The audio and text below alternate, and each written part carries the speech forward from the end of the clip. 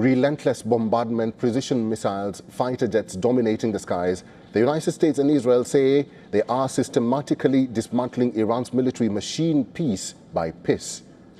But beneath the mountains and deserts of Iran, a hidden network is preparing to fight back.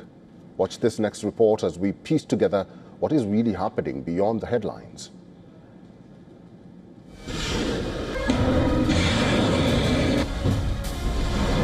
American precision. Missiles streak across the sky. Israeli fighter jets dive toward hardened targets. Explosions ripple through military compounds as command centers and missiles bases are hammered from the air. The campaign by the United States Armed Forces and the Israel Defense Forces is entering a new phase. Military planners want total air dominance over Iran. Radar stations are being knocked out. Launch facilities are being hunted. Ammunition depots are being erased with surgical strikes. The goal is simple: cripple Iran's ability to fire back. The United States military, together with the wonderful Israeli partners, continues to totally demolish the enemy far ahead of schedule and at levels that people have never seen before, actually. We're destroying more of Iran's missiles and drone capability every single hour, knocking them out like nobody thought was possible. The cooperation is historic between the United States military and the IDF, between the United States military and the IDF, between the Air Force and the US Air Force. We continue to strike the targets of the terror regime in Iran and also against the terror elements in Lebanon, and the achievements are significant, but much work still lies ahead. But as the bombardment intensifies across Iran, a deeper battlefield is emerging, because much of Iran's war machine does not sit in open bases. It sits underground. For now, Iran is taking the hits, but it has a lot of firepower to sustain the fight.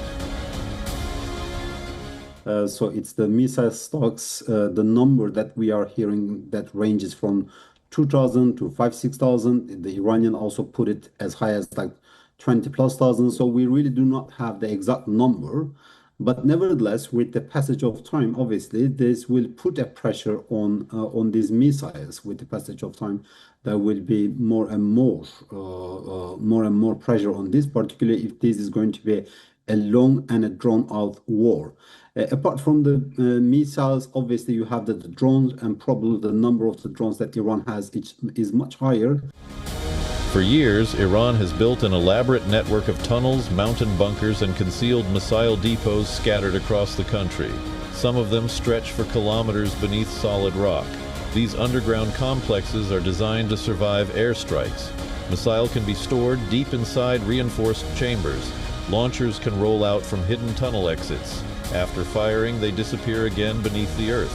Western intelligence calls them some of the most resilient missile facilities in the region.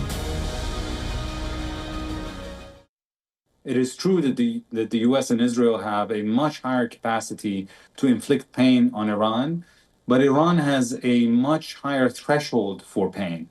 And the view is that Iran can basically withstand in an attritional conflict way more than Israel and the US have staying power in this conflict.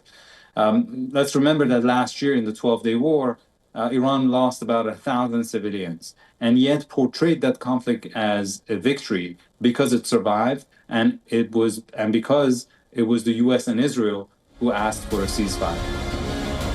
Tehran appears to be adjusting its response. Rather than unleashing its entire arsenal at once, Iran is firing in controlled waves.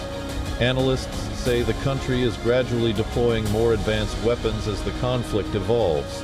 That includes longer-range missile and more sophisticated drones capable of slipping through dense air defenses. Behind this strategy stands the powerful Islamic Revolutionary Guard Corps.